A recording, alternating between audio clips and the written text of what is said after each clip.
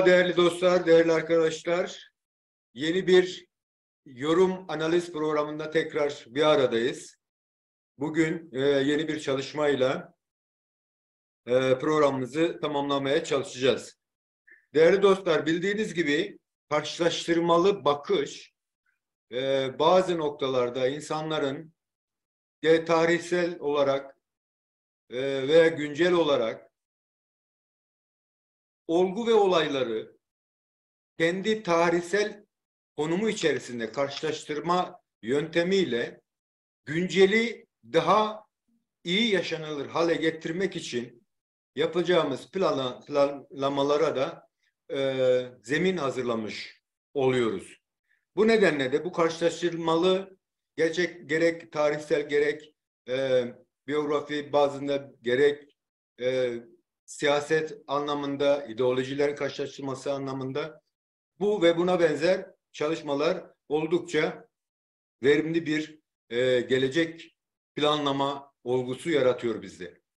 Dediğim gibi kişi, durum, olgu ve olgular demiştik. Biz bugün bir kişi karşılaştırması üzerinde duracağız.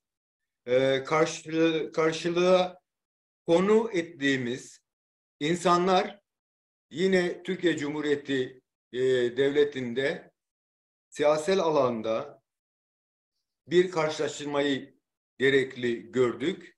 Bu karşılaştırmayı sağlayacağımız kişilikler birisi Mustafa Kemal, öbürü ise Kılıçdaroğlu Kemal veya Kemal Kılıçdaroğlu diyebileceğimiz iki Kemal'i karşılaştırma yöntemiyle bugün neredeler? Özellikle de Kürtlerle ilgili boyutunu daha çok öne çıkararak bu karşılaşmayı ele alacağız. Bu çalışmamız için konuğumuz Hüseyin Turhallı. Kimdir Hüseyin Turhallı? Turhallı 1960'ta Bingöl Genç Riz Köyü'nde doğar. İlk orta lise ve üniversite eğitimlerini Diyarbakır'da tamamlar. 1988-93 kadar avukatlık yapar. Diyarbakır HEP İl Başkanı Vedat Aydın'ın öldürülmesiyle 92-93 yılları arasında HEP Diyarbakır İl Başkanlığı görevini yürütür. 10 yılı aşkın bir süre Kürt ulusal mücadelesinde değişik alanlarda fiilen çalışma yapar. Suikastlar ve hakkında idam davaları açıldıktan sonra yurt dışına çıkar ve şu an Almanya'da yaşıyor. Zazaki, Kurmancı ve Türkçe makalelerle bu siyasal çalışmalarına devam ediyor. Orta düzeyde İngilizce, Fransızca ve Almanca konuşuyor. Evli ve 2 çocuk babası. Hüseyin Hocam merhaba, hoş geldin. Nevruzete Piroz be. Nevruzete Piroz be, gelek spas serçava Keke Kemal. Değerli hocam, bir ufak giriş yapmak istedim ancak bu karşılaştırmalı kişilik tarihsel olarak baktığımızda ben bugün sanki yeni bir cumhuriyet bitiyor, 100. yıl olarak 2. Cumhuriyette başlamak üzereyiz. Bir de arka planda da bir Osmanlı İmparatorluğu'nun yıkılış süreci ve yeni bir devletin doğuşu süreci var. Bu iki olguyu bize nasıl anlatırsın? Nereden başlamak istersin? Ve neler diyeceksin bu konuda bize? Şimdi aslında yeni bir cumhuriyet mi kuruluyor yoksa küresel bir düzen mi kuruluyor dünyada? Yani her ikisi mi? Aslında bunları biraz değerlendirmekte yarar var. Zira biz hem geçmişiz hem şu anız hem gelecekle birlikte bir bütünüz. Son yıllarda özellikle şu karşılaştırmalar yapılıyor. Yeni bir dünya düzeni kuruluyor. tıpkı 1914-1918 yılları gibi. Hakeza Türkiye'de de 1920-21'ler ya da 23'lerden itibaren 2023'lere kadar devam eden bir süreç var. Bunlar arasındaki benzerlikler, bunlar arasındaki farklılıklar tartışılıyor. Çeşitli makalelerde tartışılıyor. Küresel düzlemde tartışılıyor. O zaman neydi, şimdi neydi? Aslında çok geniş bir alan ve bu konuda yazılmış epey makale var. Böyle özetin özeti niteliğinde ifade edersek 20. yüzyıl imparatorlukların dağıldığı, ulus devletlerin kurulmaya başlandığı bir süreç ifade ediyor. Bunu tabii siyasal olarak söylüyoruz. Sosyal, ekonomik açıdan farklılıklar bir başka. O konulara girmeyelim. Örneğin Osmanlı İmparatorluğu'nun dağılmasıyla birlikte 72 tane ulus devlet kuruluyor. Hakeza Çarlık Rusyası yıkılıyor. Hakeza Macaristan İmparatorluğu dağılıyor. Alman İmparatorluğu hakeza böylesine bir çalkantılı süreç içerisinde. Afrika ülkeleri sömürgeleştiriliyor. Uzak Asya sömürgeleştiriliyor. Bir taraftan da güneş batmayan bir Britanya var aslında o süreçte. Ama Britanya tabii imparatorluk kurmuyor. Madenleri ve yeraltı zenginliklerini alıp götürme biçiminde bir uğraş içerisinde. Oysa ki önceki yıllarda yani 20. yüzyıldan önceki süreçlerde işgal, ilhak ve talan olayı var. İmparatorluklar zaten bunun üzerine kuruluyor. Osmanlı İmparatorluğu da öyle, Çarlık Rusyası da öyle, Germen İmparatorluğu da öyle, Çin de öyle, hatta Japonlar da böyle. Ama o süreçten sonra böyle bir dağılmadan söz edilebilir. Ulus devletlerin ortaya çıkış sürecidir. Mesela Osmanlı İmparatorluğu o zaman 22 milyon kilometre karelik bir alana dağılmış bir imparatorluktur. Evet. Ancak Mondros mütarekesiyle birlikte birkaç Orta Anadolu'yu kaplayan birkaç yüz kilometrelik bir alana sıkıştırılmış oluyor. Ve ondan sonrasında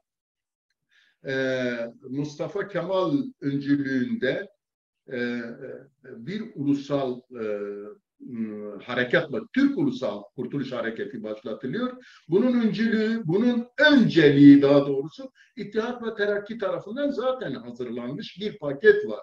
Bir ulus devletin kurulması paketi var. Dolayısıyla o süreçlerde şimdi 1908'deki elden ne kalsa kârdır düşüncesiyle Mustafa Kemal o süreçlerde mesela Amasya Genelgesi var, birçok değerlendirmeleri var. Diyor ki kurulacak yeni devlette devlet Kürtler ile Türklerin ortak vatanıdır. Biçiminde değerlendirmeler var, söz var. Hatta 1921 Anayasası var. Ancak o sözler gerçekleşmiyor. Tabii ulus devlet gerçekleştirilmeye çalışıyor. Buyurun hocam. Sanıyorum bu 1908'deki itaatçıların öne Aynen. çıkışıyla tam o noktada mesela dikkat çeken bir durum var. Mustafa Kemal'in önce savaş sonrası bir öne çıkış durumu var. Ancak 1915 Ermeni katliamı sırasında Mustafa Kemal bir ordu komutanıdır.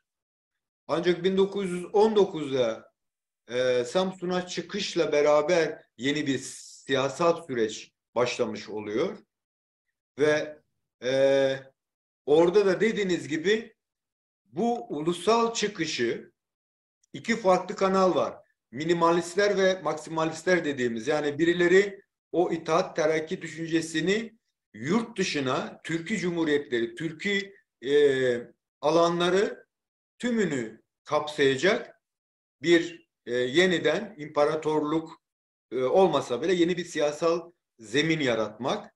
Dolayısıyla akıllarda hep Musul, Kerkük ve İç Asya durumları söz konusu ki Enver Paşa vesairenin öncülük etti. Ancak Mustafa Kemal'in ve onun siyasetini öne çıkaran durum Kürtlerde de 1919-1920'de Koçgiri'de bir uluslaşma çıkışı söz konusu.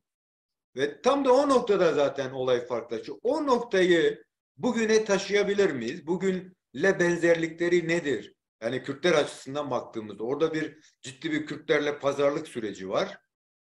İşte dediğiniz gibi konferanslar var. Bugünle karşılaştırmalı yaptığımız zaman neler söyleyebilirsiniz?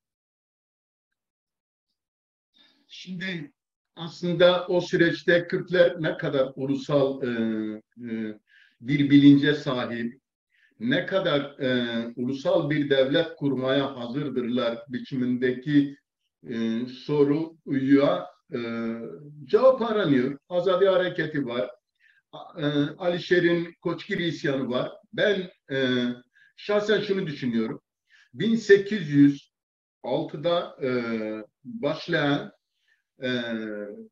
Kürt isyanlarıyla ilk Kürt isyanlarından bugüne kadar devam eden süreçte en uygun zaman ve zeminde başlayan Kürt isyan hareketi Koçgiri hareketi olarak tanımlıyorum. Evet. Koçgiri hareketi olarak tanımlıyorum.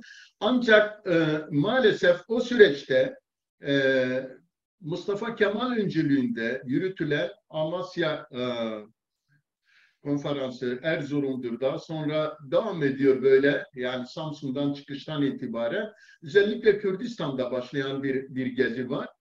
Ortak vatanda buluşma temelinde bir hareketlenmenin, örgütlenmenin daha doğru olduğu varsayılıyor. Aslında bu Güney Kürdistan parçası açısından da Şeyh Abdüsselam Berzenci öncülüğünde yürütülen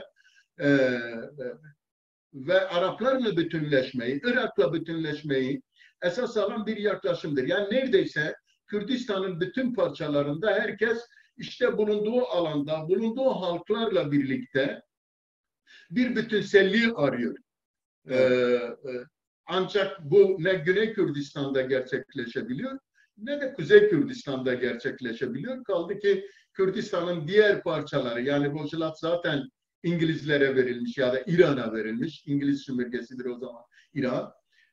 Diğer tarafta Suriye Fransa sömürgesidir. O bin hat dediğimiz, yani tren raylarının geçtiği hattın altında kalan kısım da zaten Ankara Anlaşması ile birlikte orayı Fransızlar almış. Yukarı kısmını ise Türkiye Cumhuriyeti'ne verilmiş. Yani Türkiye Büyük Millet Meclisi ile 1920'de yapılan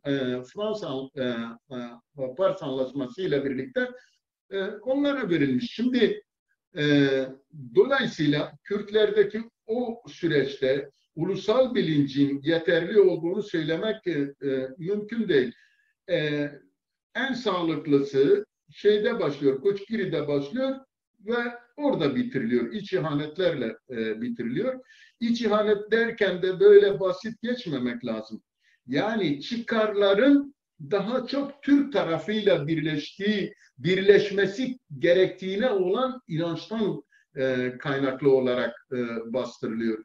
Yoksa eğer o diğer kesimde ikna edilmiş olsaydı, inanın Koçgiri isyanı başarıya ulaşabilirdi. Çünkü o süreçte Türkiye Cumhuriyeti'nin en zayıf olduğu, Osmanlı'nın dağılmış olduğu bir süreci ifade ediyor. Evet. Ne yazık ki bu olmuyor. Kaldı ki Sivas'ın doğu tarafında kalan bugün Kuzey Kürdistan dediğimiz alanın tümü de o zaman zaten Mustafa Kemal ile işbirliği içinde. Maraş'ı öyledir, Urfa'sı öyledir, Antep'i öyledir, Diyarbakır'ı öyledir. Her taraf Mustafa Kemal'le birlikte hareket eden bir yaklaşım içerisindedir. Kuvayi Milliye dediğimiz bir hareketlenmenin, bir yapının içinde yer alıyor.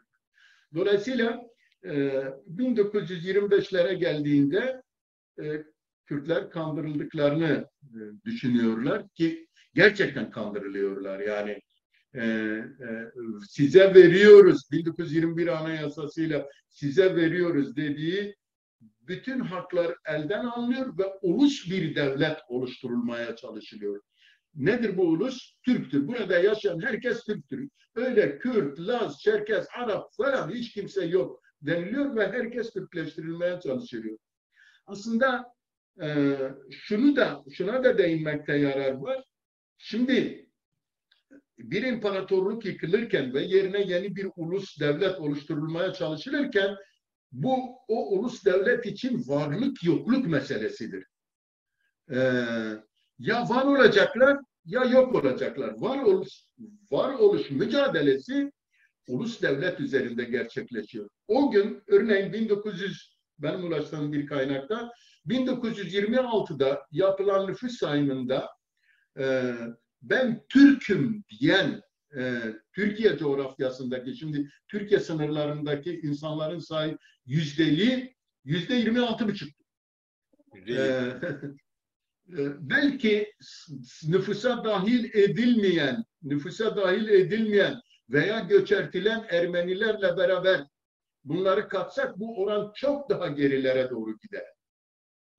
Dolayısıyla mesela korkmaz, sönmez diye başlayan bir İstiklal Marşı var. Hocam oraya gelmeden hocam aslında çok korktukları için böyle bir şiiri, böyle bir besteyi kendilerine İstiklal Marşı haline getiriyorlar. Bu bir korkuyu ifade ediyor. İnanın bu korku halen de devam ediyor. işte tam oraya geleceğiz hocam. Dedikleri şey budur aslında. Yani o sürece baktığımızda birinci Kemal'le ilgili çünkü bir anlatı ele almamız lazım ki birinci Kemal'in oluşturan arka plana baktığımız zaman bagajında bazı şeyler var. Yani işte korkuyu yaratan değerler var dediğiniz gibi. Bir Ermeni soykırımı söz konusu. Ve bütün topraklar elden geçmiş. Hem Güney Kürdistan'da dediğiniz gibi Berzenci'nin bir durumu var. Suriye tarafında Fransızlar var. Yani Kürtler ufak ufak kendini ortaya çıkaracak bir durum var ama kuzeyde de dediğiniz gibi Koçkiri. Ancak öyle bir birliktelik bilemiyorum tabii. Yani belki başka bir tartışmanın konusu. Ermenilerdeki o yok odiş Kürtleri sanıyorum yine imparatorlukla uzlaşma yoluna götürdü belki de. Tam o noktada ta Lozan konferansına kadar birliktelik devam edildi. Ancak yine Mustafa Kemal'in denetiminde Kürtleri temsilen hep birileri bulunduruldu yanlarına. Yani hep böyle sanki kanuni, işte yazılı, sözleşmeli bir birliktelikle devam etti. Ta dediğiniz gibi 1924 Lozan Antlaşması'ndan sonra ikinci meclisin oluşturulmasıyla ki birinci meclise çok demokratik bir yapılanma görüyoruz. Lazistan mebusu diyor, Kürdistan mebusu diyor. Yani bunlar dillendiriliyor. Ancak 1925'te Şehzade'ye karşı yapılan hareketle beraber her şey gerçekten değişiyor. Bugünle karşılaştığımızda hani Kılıçdaroğlu'nun Kürtlerle pazarlık süreci var veya gizli pazarlık var veya yine İttihatçı düşüncenin hem Millet İttifakı'nın hem Bakı'nın bir Kürtleri dışlamaya yönelik onlarsız yeni bir sürece başlamaları var. Yani birisi Kürtleri yanına alarak bir devlet kuruyor. Öteki Kemal, biz şu an öyle diyoruz eğer kazanırsa, beraber Kürtleri dışlayarak yeni bir cumhuriyet. O iki karşılaştırmayı nasıl ele almamız lazım? Şimdi aslında iki olay aynı anda ele almak lazım. Bir, o süreçteki olaylar olgular, mevcut durum ya da konjektürel durum. İkincisi ise kişilerin durumudur. Evet. Yani öncü kişilerin durumudur. Bence burada tam da Mustafa Kemal'i anlatmak lazım. Yani Mustafa Kemal öyle durup dururken mi durdu? Evet. Değişti, pardon. İlle de bir şeyler yapmak istiyordu da, ki bu Kürtler tarafından çok dillendiriliyor. Aslında Atatürk Kürtler için çok şey yapmak istiyordu da çevresi bırakmadı. Çevresi buna izin vermedi diye bir takım değerlendirmeler var. Ben bu değerlendirmelerin hiçbirine katılmıyorum. Onun için birinci Kemal'i iyi tanımak lazım. Birinci Kemal kimdir? Birinci Kemal e, işgal edilen, Osmanlı tarafından işgal edilen Balkan topraklarına götürülüp yerleştirilen Türklerin bir davamıdır. Yani Türkleştirme amacıyla, Balkanların Türkleştirilmesi, vatan yapılması amacıyla yerleştirilen göçmen Türklerdir. Evet. Bir Türk soyundan geliyor ve bir işlevle oraya gönderiliyor. Bugün Meral Akşener'in durumu da aynen öyle, o kökenden geliyor. Onun için bir işlev sahibi olarak oraya gönderilmişken orada bir de askeri eğitim görüyor. Bir ordu yapısı içerisinde eğitim görüyor. Bir Türklük olgusu içinde eğitim görüyor. Subay oluyor ve daha sonra ulus devlet olacak bir yapının öncülüğünü yürütüyor. Kuruculuğunu yapıyor. Evet. Dolayısıyla birinci Kemal'i böyle tanımlamak lazım. Yani baştan itibaren Türklük ve siyasal bir yapılanma içerisinden gelip devlet kuruculuğunu yapıyor ve kurduğu devleti de ulus temel üzerinde yürütüyor. Dolayısıyla bu kendi kurgusu olmasa bile, yani İttihat Terakki kurgusu olsa bile, o kurguya uygun bir özne olarak görev yapıyor. İkincisi, Mustafa Kemal köklü bir kültüre sahip değil. Yani Türklük kültürü köklü bir kültür değildir. Bugün Balkan Türkleri, Yunanistan, Bulgaristan Türkleri neyse, Mustafa Kemal de onlardan bir parçadır. Yani ne ileri ne de geri, onların durumunu biz görüyoruz. Çok açık ve net olarak görüyoruz. Hocam O yapı içerisinden, yani geriye yüzeysel derinliği olmayan bir sosyal kültür içinden geliyor ve dolayısıyla siyasal yapının ona aşıladığı, ona kurguladığı rolü oynamak zorunda kalıyor. Yani yapısı böyle. Bu anlamda Mustafa Kemal'in yapabileceği daha öte bir durum yok. Birincisi bu. Ortam da zaten değişik. Ulus devletin kurulmasına yönelik genel bir konjüktürel durum var. Evet. Öyle de olunca kendisi artık o konjüktürel duruma uygun olarak, yani dünyadaki yeniden yapılanmaya yönelik olarak bir işlev üstleniyor ve o işlevini yerine getiriyor.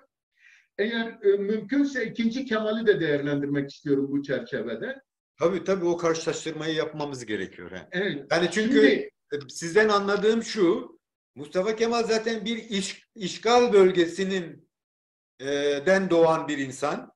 Dolayısıyla da imparatorluğun çözülme sürecinde de o imparatorluğun Türklük eğitiminden kaynaklı kendini bir değere hazırlıyor ve süreci iyi yakalıyor. Bugün ikinci Kemal için de aynı şey geçerli mi? Çünkü Dersim genosidinden sonra doğan bir insan.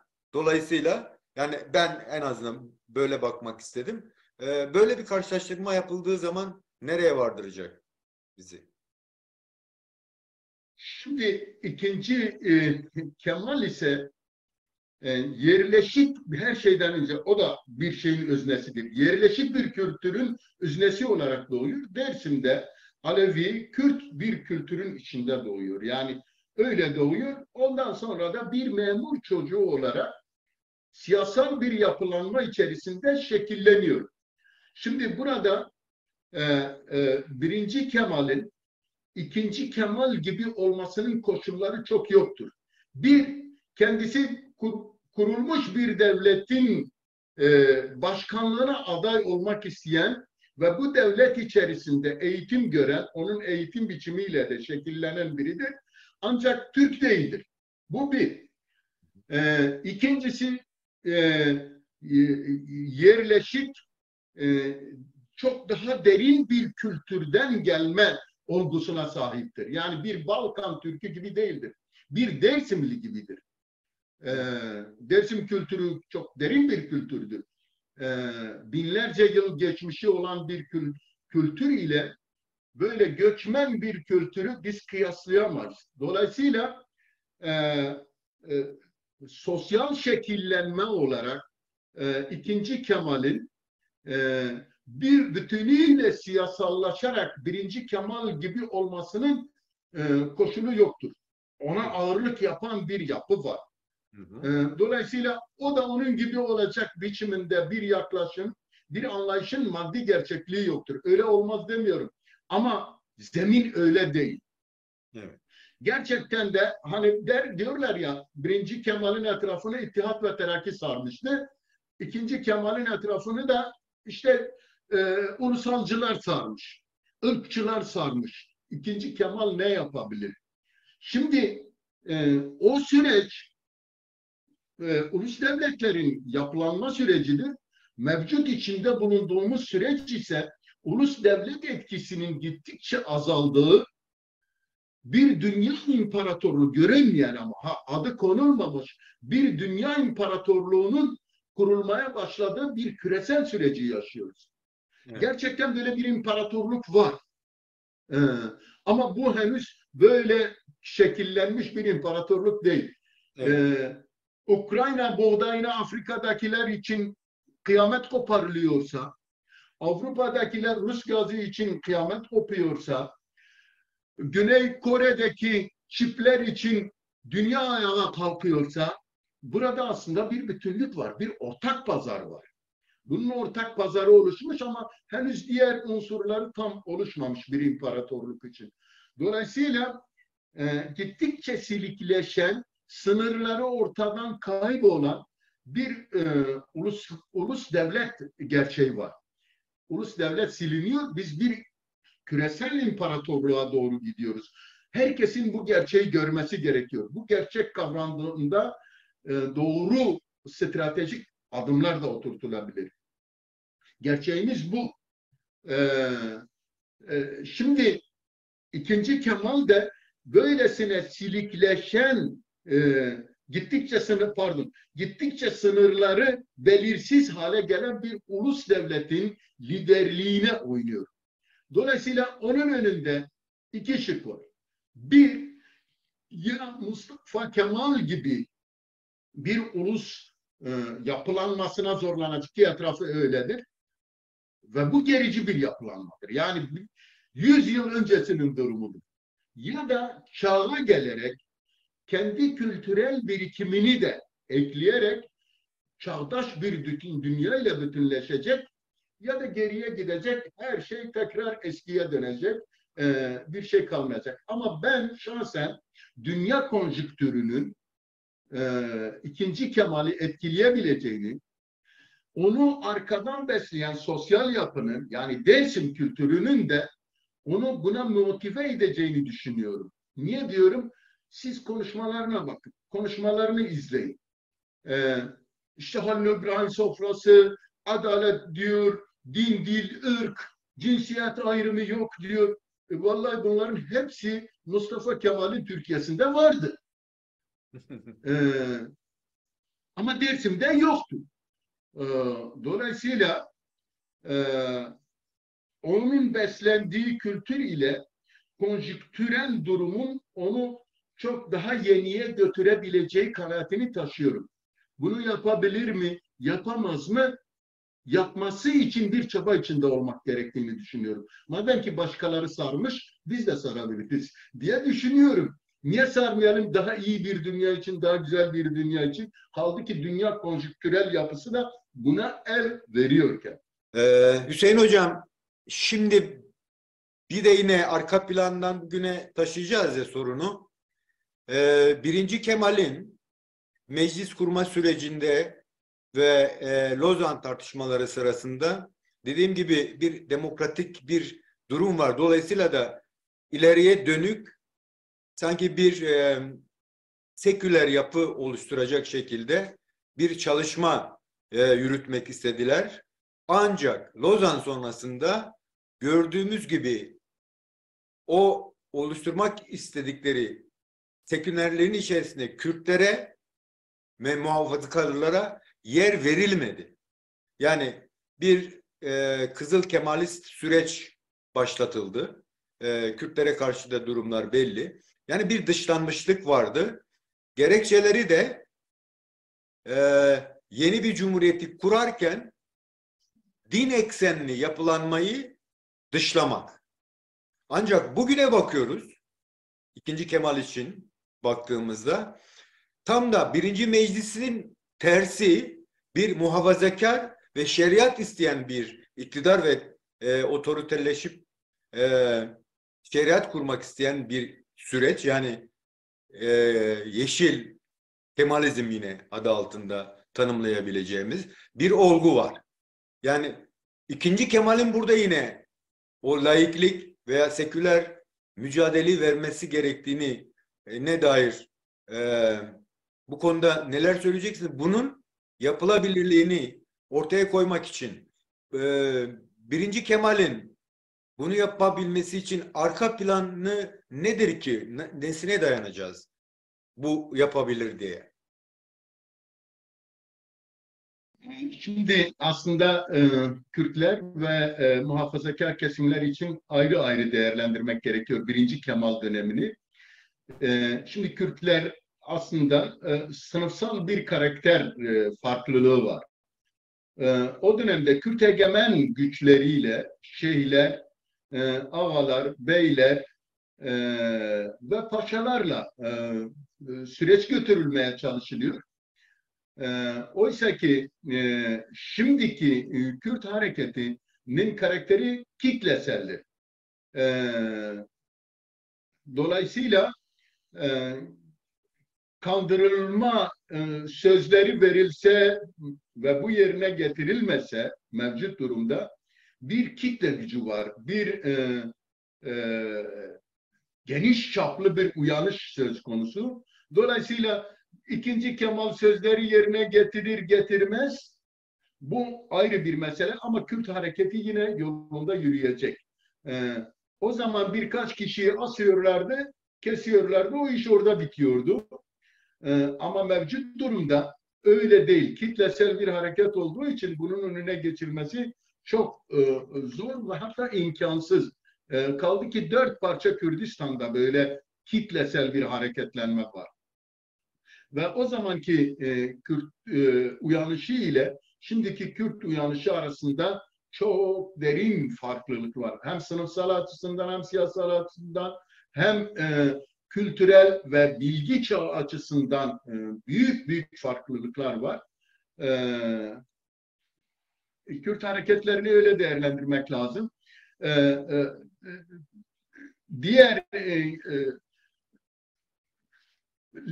Diğer kesim ise, dinci kesim ise, yani şeriat kesimi ise o zaman zaten çok güçlü değildi.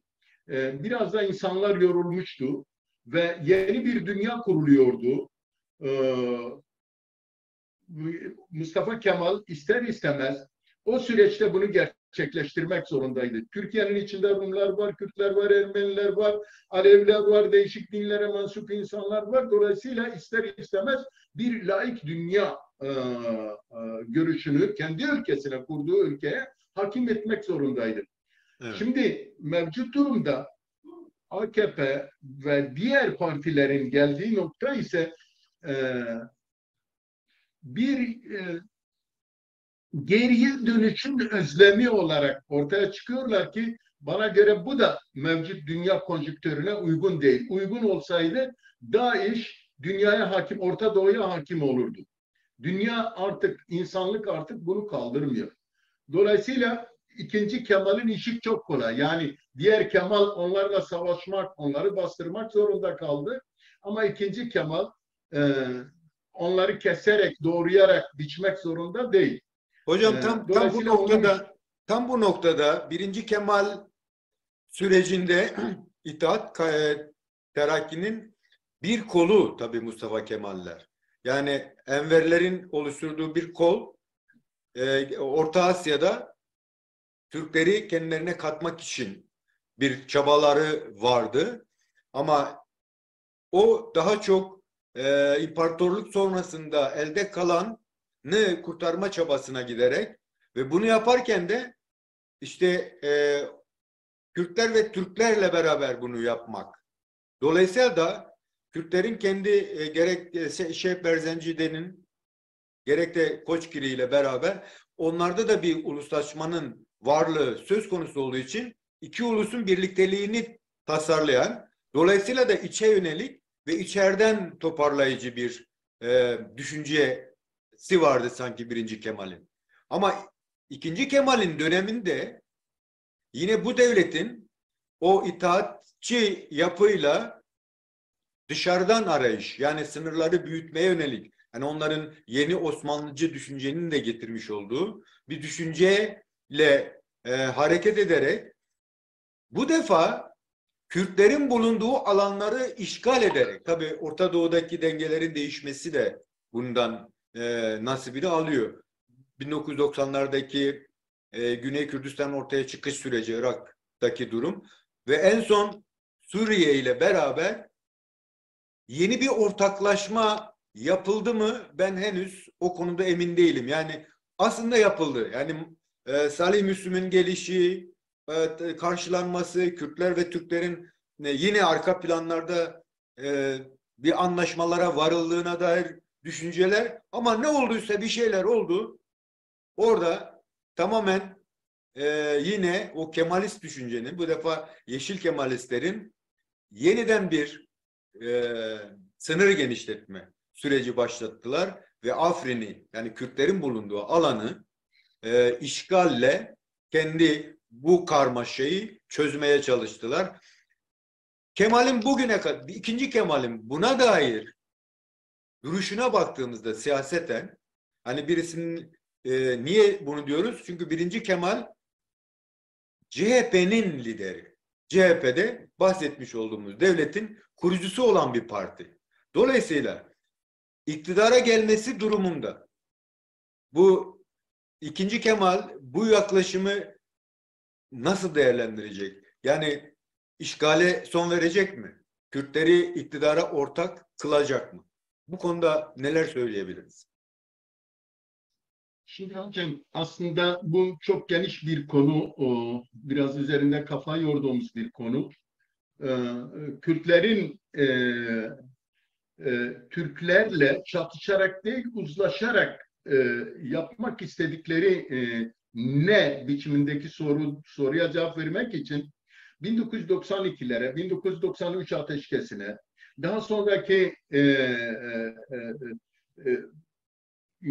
Otonom Kürdistan bölgesinin oluşması ve sonrasında 2004 yılındaki Irak'ın işgali, ondan sonra ortaya çıkan federal yapı sonrasında Türkiye ile ilişkiler, bütün bunları değerlendirecek bir ayrı konu olmalı ben diye düşünüyorum. Evet. Mesela Güney Kürdistan'ın tutumunu değerlendirirken bu açıdan değerlendirmek lazım. Pekken ateşkeslerini değerlendirirken bu çerçevede değerlendirmek lazım. Çözüm süreci olarak öngörülen durumu değerlendirirken bunu böyle değerlendirmek lazım ve sonrakini de bu çerçevede değerlendirmek gerekiyor. Şimdi Birinci Dünya Savaşı sonrasında aslında elde ne kaldıysa biz onunla idare edelim biçimde bir yaklaşım var. Türkiye Cumhuriyetlerinin hepsi Sovyetlere dahil olmuş 1917'den sonra. Yani Mustafa Kemal gidecek ki 6 tane Türk ülkesini kurtaracak da kendisine dahil edecek de, yani Mustafa Kemal zeki bir adamdı, o kadar aptal değildi herhalde. Sovyetler Birliği ile savaşıp oraları da dahil etmek. Şimdi tabii o özlemle ortaya çıkan yapılar var. Kızıl Elma dediğimiz bir oluşum var. MHP'nin öncülüğünü yürüttüğü, AKP'nin de fiilen hammallığını yaptığı, yürütücülüğü, icracılığını yaptığı bir yapılanma var. Yani işte bütün Türklerle birleşeceğiz, daha Orta Asya'ya kadar uzanacağız biçiminde şey var. Bu aslında 20. yüzyılın ideolojisidir, özlemidir. 21. yüzyılın özlemi, isteği çok farklı. Az önce küresel süreçten söz ettik. Küresel süreçte insanlık şunu istiyor. Ben şurayı işgal edeyim, şurayı talan edeyim, şurası benim olsun, sınırlarım gelişsin biçiminde bir özlem içinde değil. Gençlere sorun hele. Biz refah, huzur ve barış içinde yaşamak istiyoruz. Bu dünyaya geldik, nimetlerinden yararlanmak istiyoruz diyor. Yani kimse savaşmak istemiyor. Kimse talan ve ülkesinin genişliği peşinde değil. Avrupa nedir bugün Avrupa Birliği? Aslında bir refah stratejisi üzerine oluşturulmuş bir yapıdır. Bir coğrafi hegemonya üzerine kurulmuş bir yapı değil. Ben şuna inanıyorum. Elde bir takım veriler de var. Rusya küresel sürecin en gerici gücüdür. Yani Putin öyle diyebiliriz. Erdoğan'ı da yanına aldı. Dedi ki işte Rojava'nın güneyin bir kısmı sana ait, Ukrayna bana ait. Ben işte bu şuraları coğrafyayı paylaşalım falan. Tabii eğer konumuz bir başka şey olursa bunları da tartışabiliriz. Nerede ne yaptı, neler konuşuldu, Evet. nasıl gelindi bu noktaya diye. Şimdi tabii o ters tepti. Adamlar diyorlar o kadar Suriyeli geldi buraya, bunları nasıl geri kovabiliriz? Önce gelin diyordu. Şimdi nasıl kovabiliriz diye söylüyorlar. Bu anlamda ikinci Kemal'in şöyle bir söylemi var.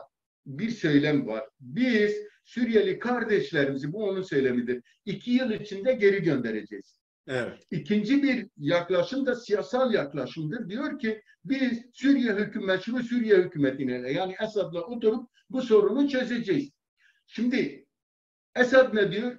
Sizinle oturmamın birinci koşulu işgal ettiğiniz topraklardan çıkmanızdır diyor. Evet.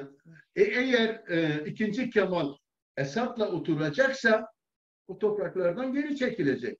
Onları da geri gönderecekse, yani gelenleri de geri gönderecekse nereye gönderecek? Ülkesinin yarısını işgal etmiş. Tabii o topraklara geri gönderecek.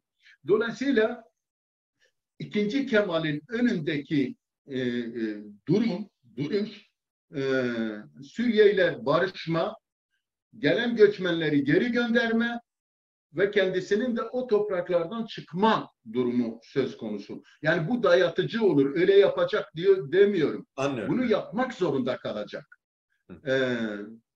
Ve buna da hazırlıklıdır. Kafa yapısı olarak, söylem olarak, ideolojik olarak buna hazırdır. Şimdi oradan geri çekildiğinde o işgal ettiği toprakların hemen hepsi Kürtlerin coğrafyasıdır. Yani örneğin Afrin şu an %35-40 civarında Kürt kalmış ama ben kendim gördüm, yaşadım, kaldım Afrin'de. Afrin'in %95'i Kürttür. Şimdi İdi yani. bu Kürtler tekrar geri gidecek. Kürtler geri gidince de Türkiye, yani ikinci Kemal diyelim ki yönetime geldi. Evet. Onlarla barış içinde mi yaşayacak yoksa hala kavga içinde mi yaşayacak? Barış içinde, uzlaşı içinde yaşamak zorunda kalacak. Yani zorunluluklar ayrıdır. Tahayyül edilen şeyler çok farklı şeylerdir. Bu anlamda Hüseyin Hocam, bu noktada bir soru daha sormak istiyorum. Bu aslında adımları Erdoğan da buna hazırdır. Öyle diyebiliriz. tam bu noktada yani ben öyle düşünüyorum. Eğer dışarıdan başlarsa işe, yani içerideki Kürtlere ne vaat edilebilir? Kürtler ne istiyor? Yani bir paralellik kurabilir miyiz? Yani Suriye ile anlaşırken Rojava yönetiminin konumu ister istemez gündeme gelecek. Yani Kürtleri kendi doğal devlete adaptasyon yolunu mu deneyecek, yoksa Kürtlerin gerçekten önü biraz daha açılacak mı? İşte resmi dil, ana dilden eğitim vesaireyle ikinci Kemal bunu başarabilir mi? Yoksa ya siz de durun bir Rojava bir Suriye meselesini bir halledelim, ondan sonra hallederiz geri kalanları mı diyecek. Bu potansiyeli görüyor musunuz ikinci Kemal'de? Şimdi hocam, Kemal Hocam, aslında ikinci Kemal'in kendisi ve çevresi bir adaptasyon süreci başlatacak. Yani bu açıktır. Zaten söylemler de o yönlüdür. Fakat şöyle bir sorun var. Kürtler Türkiye, yani birlikte kurdular Türkiye Cumhuriyeti'ni. Ama hiçbir zaman Türkiye Cumhuriyeti'nin e, Değerlerine eşit yararlanmadılar. vatandaşları haline gelemediler. Evet. Hep horlanan, dışlanan, ezilen, sömürülen, dövülen, zindana konulan, hiçbir hakkı tanınmayan, varlığı bile tanınmayan vatandaşlar konumuna geldiler. İkinci Kemal döneminde Kemal bunu yapamaz. Artık Kürtler o şeyi açmış, o çemberi kırmış. Dolayısıyla hiçbir şey yapmasa, hani diyoruz ya işte somut istemler yok, soyut istemler var. Vatandaşlık, demokrasi, adalet, hukuk, bilmem o türlü çağdaş demokrasilerde geçen kavramlardan söz ediliyor. Şimdi bu kavramların hepsini topladığımızda aslında bunlar hepsi birlikte eşit vatandaşlık kavramını içeriyor. Yani ikinci Kemal'in söylemlerini söylüyorum. Evet. Eşit vatandaşlık ya da onurlu vatandaşlık dediğimiz bir çerçeveyi oluşturuyor. Şimdi bu onurlu vatandaşlıkta hiçbir şey olmasa bile insanın kendi ana diliyle özgürce konuşması, yazması, kültürünü geliştirmesi, örgütlemesini yapması, kanun önünde eşit olması gibi bütün bu haklar var. Ama ayrı bir özerk yapı, ayrı bir otonom yapıyı oluşturmaya hazır değil bu Kemal. Yani ikinci Kemal buna hazır değil. Çevresi de hazır değil. 100 yıl süren bir eğitim sürecinden geçen Türkiye toplumu da buna hazır değil. Dolayısıyla olsa bile bu ileri bir süreçtir. Kaldı ki ben bunun Türkiye'nin de yararına olduğunu düşünüyorum. Yani şimdi bir Belçika var, toprağını toplasan Diyarbakır arazisi kadar etmiyor. 3 tane devlet var orada aslında. Yeah. 3 tane eyalet var, 3 tane dil konuşuluyor ama refah içinde de yaşıyor. Şimdi eğer çağımızın insanı refah istiyorsa gelecekteki Türkiye insanı da, Türkiye toplumu da bu refah içinde yaşamak ister. Ya Kürtler konuşsun, kendilerini idare etsin. Zaten ekonomik bir bütünlük var. Ne olmuş yani? Hocam tam bu Diyebilirler. noktada Yani o bu sürece noktada geleceklerdir. Ben ona inanıyorum. bu şey şimdi niye bunu söylüyorum? Bir pazarlık sürecinin olması gerektiren yani çünkü bugün Kürt siyasal hareketi olarak öne çıkan HDP'nin konumu ki Kürtlerin yarısı diyelim veya %40'ı diyelim. Ama bir de Kürtlerin %40'lı 60'lık bir bölümü var. Şimdi bir bakıyoruz ki bütün yoğunlaşmalar şu an HDP'nin pazarlık yapmadığına. Hani siz diyorsunuz ya ülke de hazır değil, ikinci Kemal de hazır değil birçok şeyi öne çıkarıp işte bazı şeylerin tartışmasını yapmak.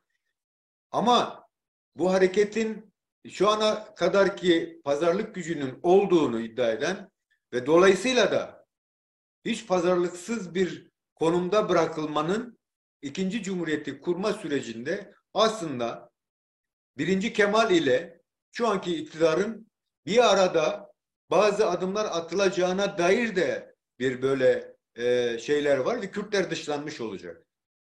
O noktada ikinci Kemal'in Kürtlerin önünü nasıl açabilir? Yani bu konuda neler söyleyebilirsiniz? Şimdi Kemal Hocam, size 2 tane örnek vereceğim. Birinci Kemal 1921 Anayasası'nda aslında orada var vilayetler yönetimi diye bir şey var. Yani yerel yönetimler dediğimiz bir otonom yapılanmadan söz ediyor ve diyor ki bu ülke Kürtler ve Türklerin ortak vatanıdır diyor. Yani bir söz verme var, bir pazarlık var, bir ortak savaş var ama sonuçta katliam var, talan var, işgal var, zulüm var, sürgün var. Dersim katliamı gibi bir soykırım var, Şeyh Said isyanı, Zilan var. yani Cumhuriyet sürecinde gerçekleşen 29 çeşit irili ufaklı isyan var. Şimdi Evet. söz verdi de ne oldu? Ha, evet. Pazarlık yaptılar da ne oldu? Bir şey daha size söyleyeyim. 1971'de Mala Mustafa Berzani önderliğinde Peşmerge ordusu Bağdat üzerine yürüyor. Böyle sel gibi yürüyor. O zamanki Baas yönetiminin genel sekreteri olan Saddam Hüseyin çağırıyor Mala Mustafa Berzani ile Celal Talabani. Diyor gelmeyin, Bağdat'a gelmeyin, burayı işgal etmeyin. Alın size beyaz bir kağıt, siz yazın ben altına imza atayım diyor. Evet. Onlar da oturuyorlar. Çok güzel bir beyanname hazırlıyorlar. Saddam Hüseyin bırakalım burada değişiklik yapmayı. O beyannamenin, o anlaşmanın hepsini anayasaya geçiriyor. Hepsini anayasaya geçiriyor. Yani diyor bu bir anayasa metnidir. Yani Irak devletinin, Irak Cumhuriyeti'nin bir anayasasıdır. Ve orası Kürdistan'dır ve Kürdistan'da artık her şey otonomdur. Irak'ta demokrasi gelecek. Sonra ne oluyor? Sento kuruluyor ve ondan sonra Mala Mustafa zindanlarda çürüyor. İran tutuyor, Amerika tutuyor, zehirleniyor, bilmiyorum. 1975 yenilgisi öyle sözle anlatılacak bir şey değil. Sonra 1988 Halepçe şeyi geliyor, katliamı geliyor. O 182 bin Berzan aşiretinden götürülüp diri diri kumlara gönderiliyor. Sonra 1991 göçü söz konusu oluyor. Ben bizzat kendim gittim oralara yaşadım. Bir vahşet yaşandı oralarda. Anlaşmalarda vardı, anayasada da vardı. Ne oldu? En sonunda Amerika geldi, başına çöktü. Ondan sonra da Kürtler orada yaşamaya başladılar. Şimdi bir takım şeyleri karıştırmamak lazım. Ben şuna inanıyorum. Kürtler bu süreçte hiçbir şey istemez. Ya, evet. Benim şeyim budur. Yani gerçekten hiçbir şey istemesin. İsteseler kim ne verecek? Veriyoruz deseler de nasıl gerçekleşecek? Deseler bakanlık da veriyoruz, başbakanlık da veriyoruz. Zaten bir Kürt var, Cumhurbaşkanımız olacak. Yani hiçbir şey istemiyoruz derken aslında çok şey istiyorlar. Ve bu mücadelenin öyle bir takım istemlerle, bir takım şeylerle sonuçlanacağı yok. Bir sınıfsal tabanı var, bir kitlesel tabanı var ve dolayısıyla Kürtlerin bu süreçte şunu istiyoruz, bunu istiyoruz, küçük pazarlıklarla kendilerini avutmanın doğru olmadığını düşünüyorum. Önümüzde bir süreç var. Yeni anayasanın yapılanma süreci var. O yapılanmada eğer HDP ve Kürtler 100 milletvekiliyle meclise gitseler de her şeyi oturtabilirler. Bence biraz da buna odaklanmak lazım. Biz o zaman makul bir çerçevede ne isteyebiliriz? Türk toplumunu da ikna edecek.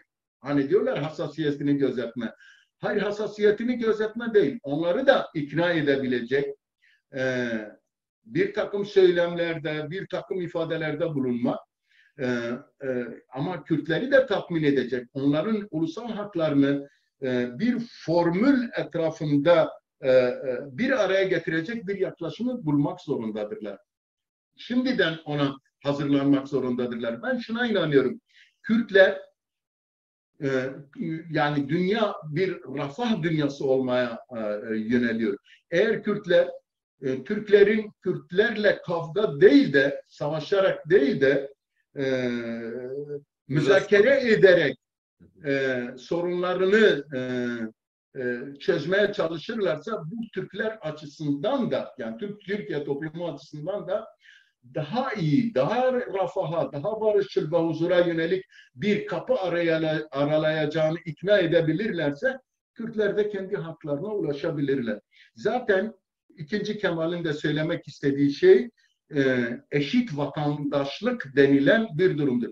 Eşit vatandaşlık durumunun oluşmasından sonra Kürtler çok daha bunu rahatlıkla ifade edebilecek bir pozisyonu yakalayabilirler. Mevcut durumda bu pozisyonda bile değiller. Yani başlarına basılmış suyun içindedirler, boğuluyorlar.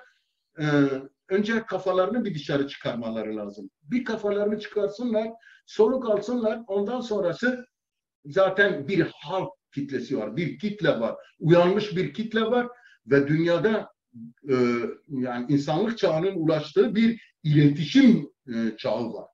İran var. Mesela bugün İran'da neler oluyor? Aynı gün haberdar oluyoruz. Suriye'de neler oluyor ya da Güney Kürdistan'da neler oluyor? Hatta Amerika'da neler oluyor? Kürtlerle ilgili olarak neler oluyor? Hepsini birlikte izleyebiliyoruz. Dolayısıyla Kürt hareketi bitecek, şu yapılmasa bilmem ne olacak. Hayır. Kürtler artık kitlesel bir tabana ve sınıfsal bir karaktere dayalı bir yapılanmayı oluşturabilmişler. Bu hareketin artık böyle çözülmesi, yok olması, ezilmesi, erimesi söz konusu değil. Ben buna inanmıyorum.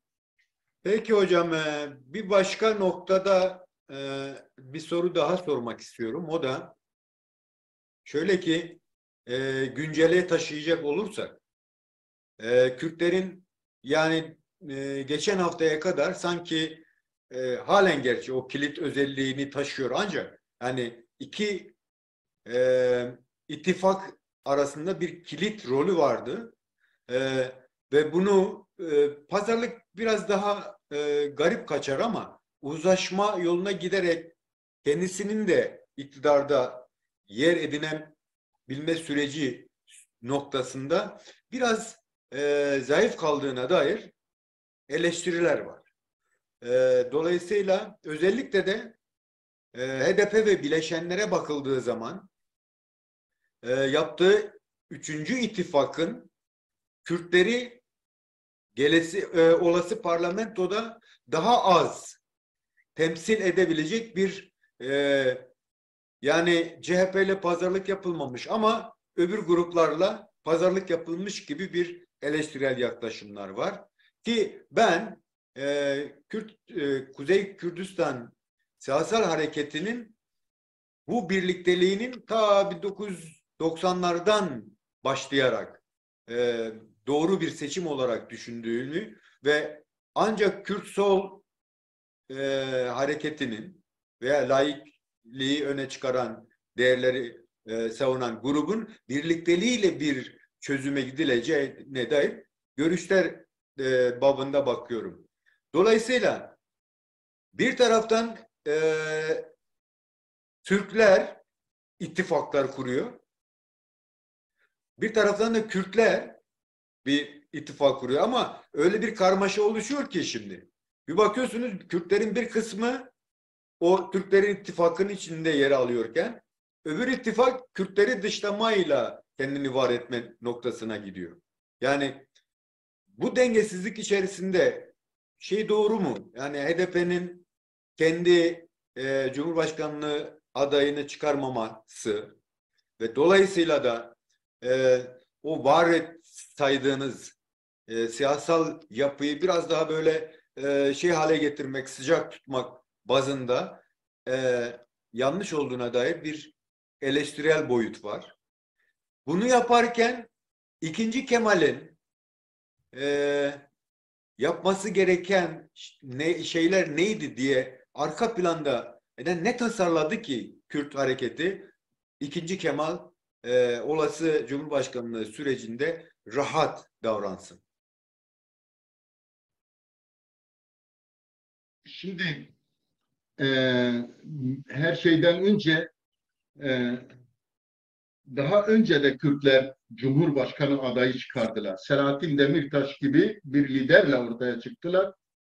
Ee,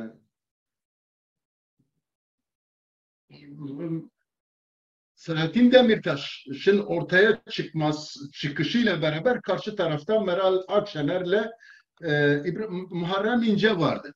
Evet. Öyle güçlü liderler değildi. Biri son derece ırkçı, bir tanesi de biraz kafadan kontak bir adam. Gerçekten Muharrem İnce öyledir. Yani hiç kimse demesin, kafadan kontak bir adam. Ne ideolojisi var, ne kültürel altyapısı var. Biraz böyle çıkıp bağıran bir tip yani. Buna rağmen Selahattin Demirtaş o şeyle beraber %8,6'lık gibi bir oy aldı. Şimdi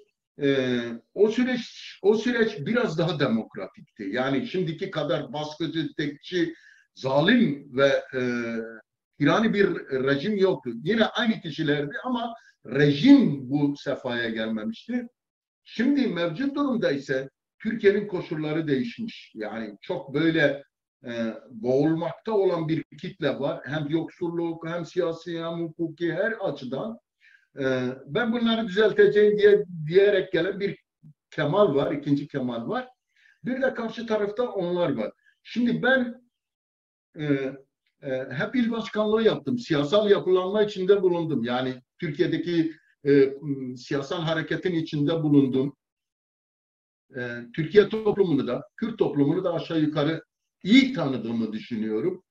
İnanın yani ben bu düşünceye katılmıyorum. Neden çıkarmadılar? Çıkarsalardı %3'lerde, 4'lerde kalırlar. Çıkarmamaları çok mantıklı. Çünkü kitleleri dinliyorum, onların soluğunu alıyorum. Aman ha aman biz bu ceberrut rejimden kurtulalım da nasıl olursa olsun. Şimdi bunu bağırarak söyleyen bir kitleye sen beni götürüp koyarsan diyecek ki ya adam %50'lik 60'lık bir potansiyeli var. O da aynı şeyi söylüyor. Ben niye ona vermeyeyim? Diyecek yani.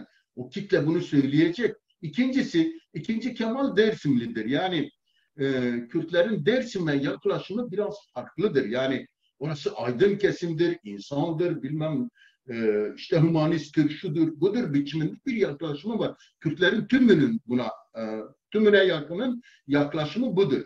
Şimdi Muharrem İnce'ye bile oy vermiş. Yani %13 almış, sonra %8,6'ya düşmüş. Yani o Muharrem de gelsin diye vermişler biliyor. Öyledir. Şimdi ben o şeye katılmıyorum. Yani Kürtler şeylerini korudular o açıdan. Gardlarını korudular. Potansiyellerini korudular mı diyorsun? Şey çıkarmamaları o açıdan doğrudur. Yani ben hiçbir yanlışlık görmüyorum. Evet. Yani bu ikinci Kemal'in dolayısıyla da e, yani en azından öyle varsayılıyor. İlk 2 sene Cumhurbaşkanlığı yani tek rejimi devam edeceğini, parlamentoya döneceğini. Parlamentoda bu sorunu çözme noktasında Kürtlerin ne kadar şeyi var, gücü. Şimdi hocam ben bir noktaya daha açıklık getireyim. Buyurun. Şimdi benim Kürdistan'la ya da Türkiye'de, Türkiye içinde yaşayan Kürtlerle halen ilişkilerim var. Yani yoğun sosyal ilişkilerim var. Ee, Neredeyse tümüne yakınının CHP konusundaki düşünceleri hala Mustafa Kemal'in CHP'sine nasıl bakıyorlardıysa halen bu CHP böyle bakıyorlar. Ama birinci Kemal'e baktıkları gibi ikinci Kemal'e bakmıyorlar. Yani onu da ben edindiğim izlenimden dolayı söylüyorum. Evet. Bu farklılık var.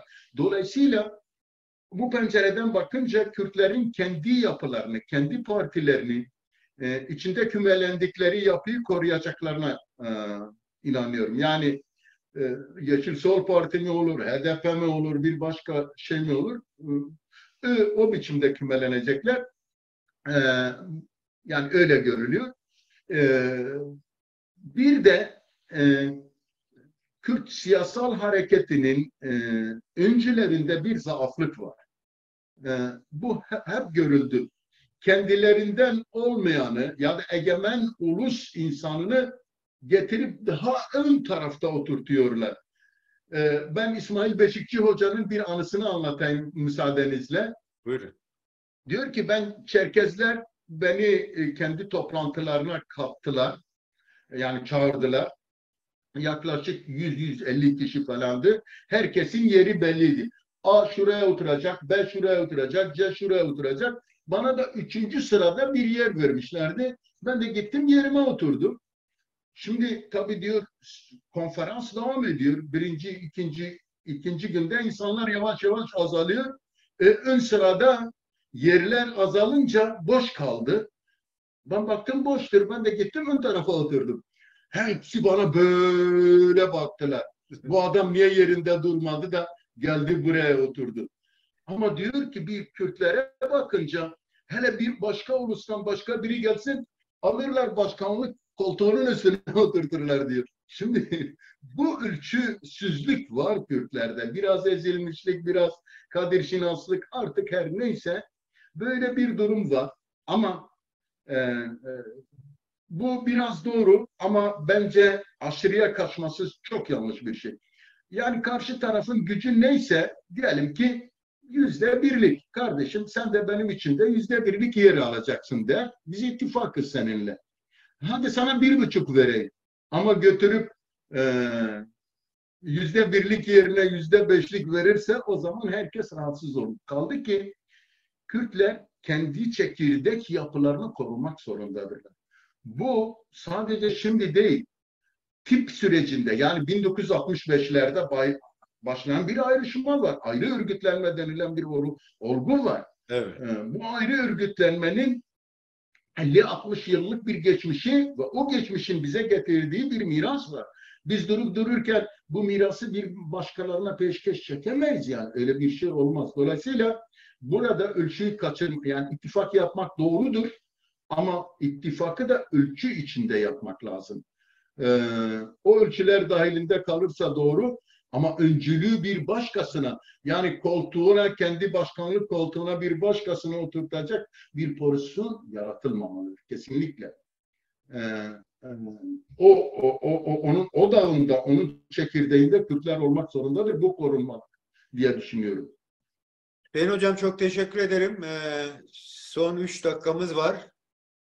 Değerli dostlar, bugünkü konumuz değerli Hüseyin Turallı'ydı. Onunla iki Kemal'in karşılaştırmasının belki bir girişi şeklinde diyebileceğimiz. Sanıyorum bu karşılaştırmalarla Kürtlerin hem gelecek seçimde hem de olası tekrar parlamenter yapıya dönüşteki güçlü konumlanışıyla yeni bir yol alma sürecine gireceğini tahmin ediyorum. Hüseyin Hocam, teşekkür ederim katkıların için.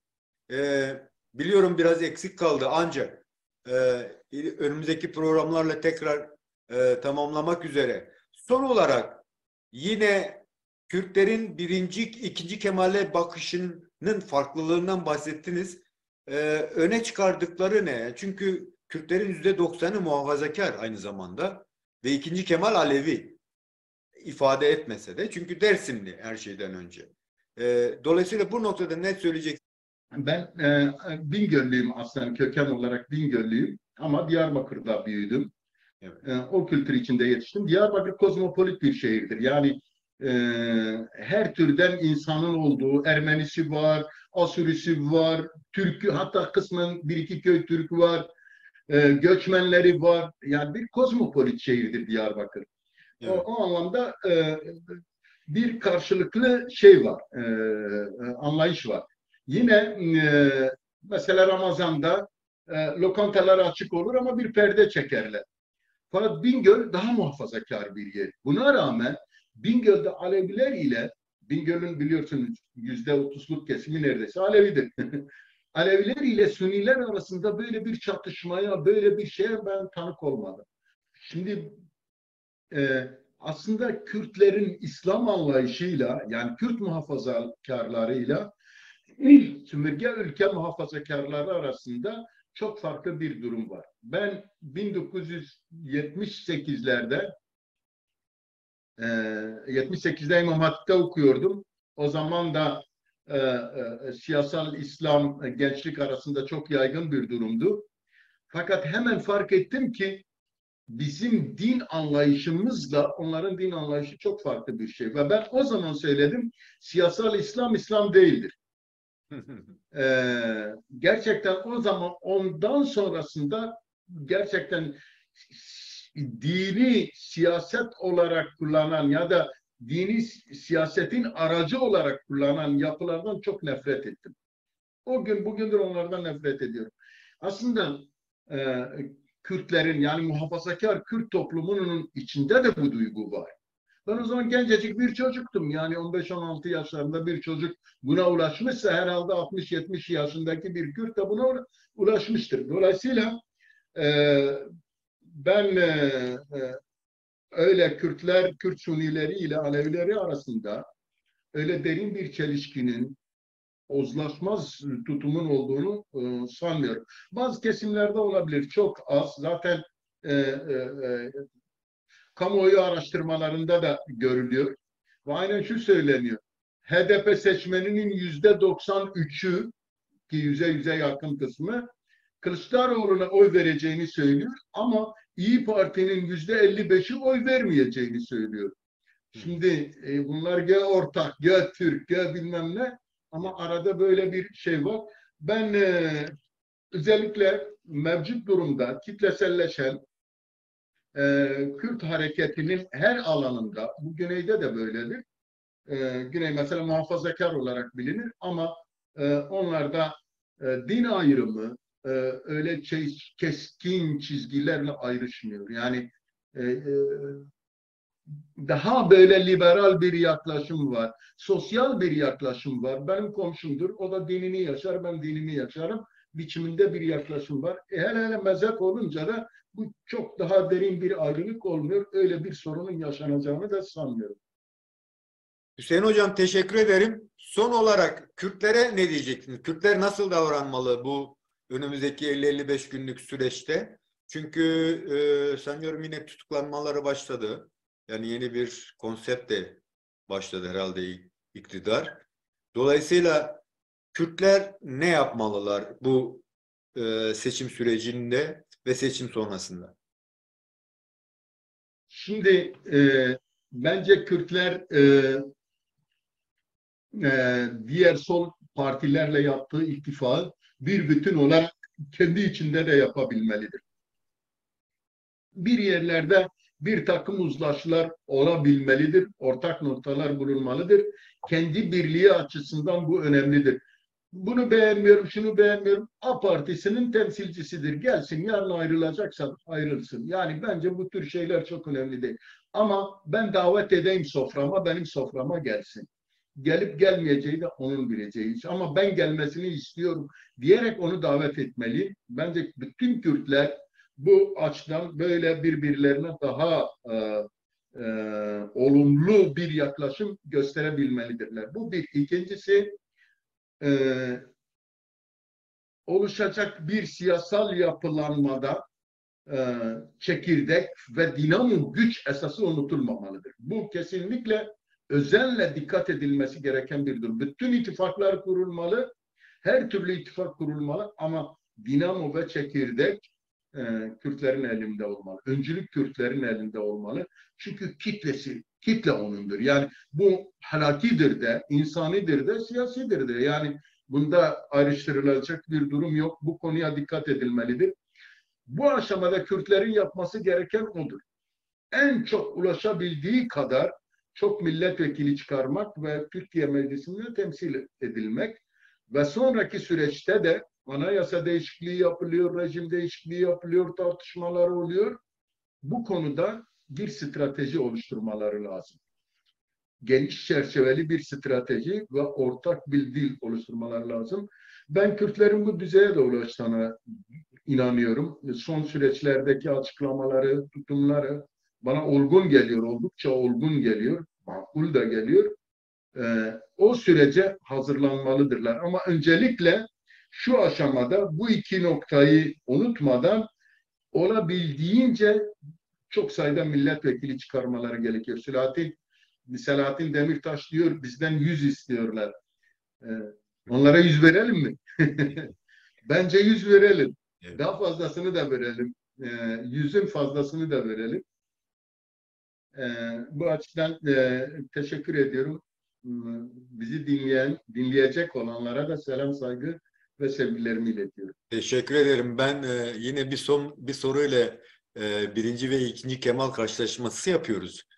Dolayısıyla Kürtler ikinci Kemal'e güvenmeliler mi? Çünkü eğer sizin söyleminizi baz alacaksak, bir, kendi merkez dinamo noktasını korumak.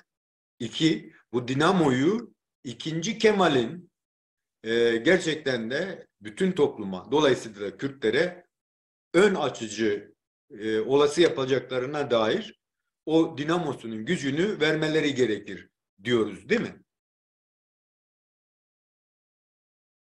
Yani güvenmek, siyasette güvenmek demek bence çok doğru bir kavram değil. İkinci Kemal'e böyle bir şans vermelidirler. Öyle diyeyim ben. Yani başkasına vereceklerine ikinci Kemal'e böyle bir şans vermeleri gerekiyor diye düşünüyorum. Hem kültürel yapı olarak derin bir kültürden, altyapısı olan bir kültürel coğrafya, kültürü olan bir coğrafyadan geliyor. Bir de sosyal olarak yetişmiş bir adam. Askeri, siyasi olarak hayatı öyle değil. Dolayısıyla sosyal kültürünün daha ağır basacağını düşünüyorum. Dolayısıyla Kürtlerin ikinci Kemal'e böyle bir şans vermelerinin doğru olduğunu, doğru olabileceğini düşünüyorum. Ama merkezi noktayı unutmama, kendini esas güç olarak konumlandırmaktan çekinmeme, bunu hak olarak görme kesinlikle olmalıdır. Bir de kendi birlikteliklerini de oluşturmalıdırlar diye düşünüyorum. Peki Hüseyin Hocam, teşekkür ediyorum. Değerli dostlar, bugünkü çalışmamızın sonuna gelmiş bulunuyoruz. Değerli Hüseyin Turhallı arkadaşımıza çok teşekkür ediyoruz. Katkı sundular. Hocam çok teşekkürler. Kendinize iyi bakın. Görüşmek üzere diyorum. Teşekkür ederim. Hoşça kalın.